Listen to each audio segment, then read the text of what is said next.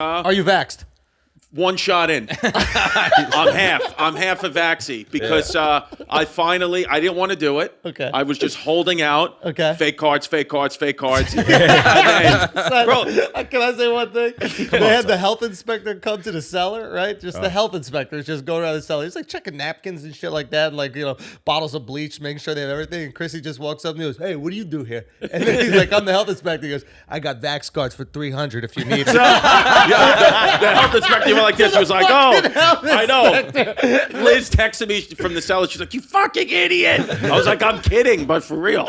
No, but then the thing is with me is I go by my daughter's godfather's an ER doctor. Yeah. And so he was telling me, he was like, "Look, dude." Here we go. He's like, "Look, dude, I'm not. You know me, man. I'm never gonna ever tell you what to do. I haven't told you shit what to do." Yeah. He's like, "But just like it's just starting to get bad again." He's like, "Nothing's going to happen to you even if you got COVID." He was like, "But I'm telling you, you're not going to be able to do anything unless you just get this fucking dumb shot." So he was like, "You're just not going to be able to do anything." Right. He was like, I promise you, the restrictions are going to start to comfort people. The fake shit's not going to work anymore. You're going to have to get digital. You're going to have no way around it." So I just got one. And about my family, like my mom and dad got it, but like my girl, she was like screaming at me that I wouldn't get it. She's like, "Get the fuck out of Walgreens. Do not get that shot. Do not get that shot." And then I just got the first one. And then she was like convinced I was going to die. But so far, it's like 4 or 5 days and I feel fine. I mean, good. I feel relatively fine. I mean, what am I going to do? My group chat, we had like 9 guys in the group chat. He's cannot believe what an idiot I am. Yeah, he just. Can we call him real quick? He's actually. I was actually texting him this morning. He's working. He's at the firehouse. Yeah.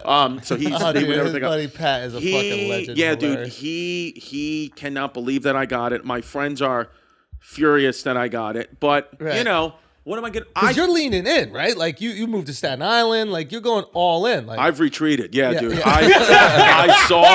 I saw that the enemy was, coming. So I said, "You know what? We're going to retreat over this bridge. Right. This is where we'll regroup." Right. But it was nice. It's nice to What's be... the enemy? Are the Chinese taking over? Are the Chinese taking over? You know what? It's so funny. The Chinese, for whatever reason, they won't come over that bridge. Really? Yep. Staten Island is starting to feel Staten Island now, because it used to be, because my boy Paulie, who I box with, he calls his house the Alamo. I was about to say. Yeah, that's what he calls his house, because he calls his house the Alamo, because he lives on 14th Avenue in Bensonhurst, Brooklyn, and that used to be an all Italian neighborhood, but now it's Chinese, and he's like, "This is the Alamo because we got the Chinese attack from all sides." So he's like, "This is my." But I kind of feel like going over the Verrazano Bridge on Staten Island. Yeah. They just know. They just know you can't do it. Yeah, it's just, and you know what it is. You know what Staten Island is. It's kind of like that old New York, where it's like it's still like a melting pot of people, but you're still gonna have like that upbringing out there, like.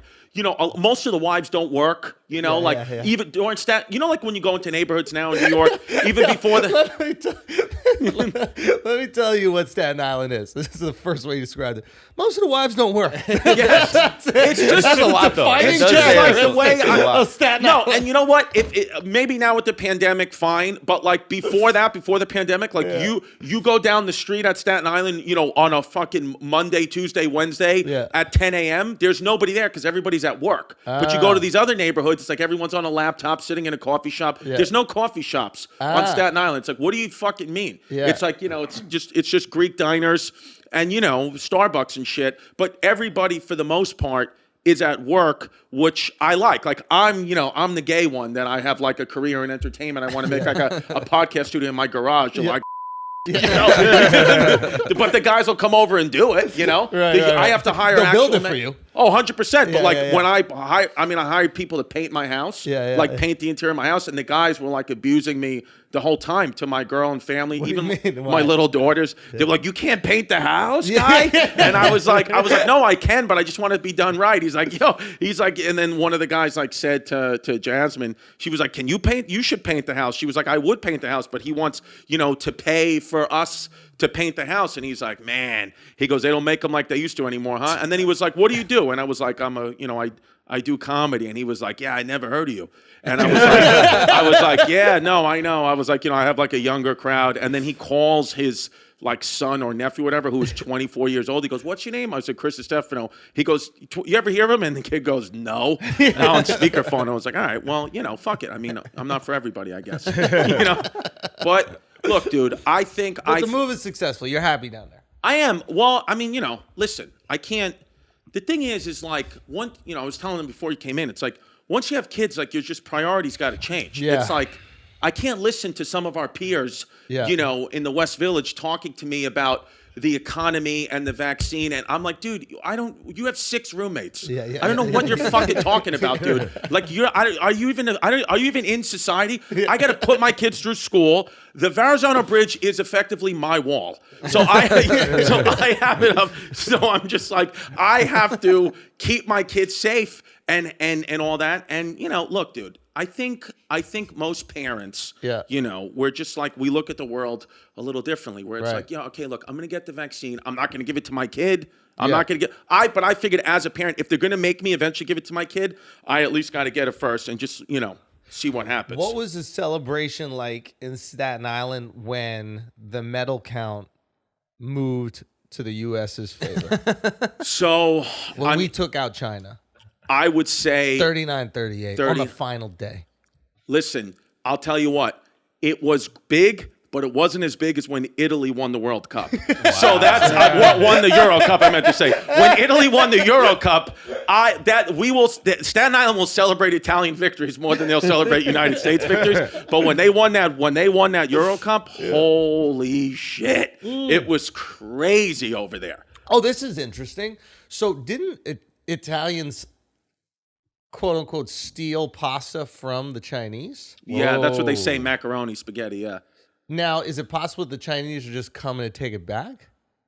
Listen, maybe. I don't necessarily hate Chinese food. I just can't use chopsticks. I don't know how to use their utensils. Why? Because you have the thumb. Do you have that thumb I've thing? got the thumb shit, and I don't know. I just rather just use a fork. Like, you know what I mean? But they get upset about also, that. that's like a really fun like American thing to do. Be like, I don't know how to use these fucking things. Yeah. What is this? I joke about it. I've said this joke on stage, but it's like genuinely true. My grandfather, he's been dead for 15 years now, but he really, I mean, in the 90s, would not eat sushi. Wait, why? Because he still considered Japan the enemy because he fought in World War II. I'll never forget. I remember we were in the car and my mother was like, what do you guys want for lunch? And I was like, whatever I said. And my mom was like, I feel like sushi, and she said, Dad, what about a bento box? He was like, are you kidding me, Lynn? Not after what they did at the harbor. And then he just kept driving and we went to McDonald's.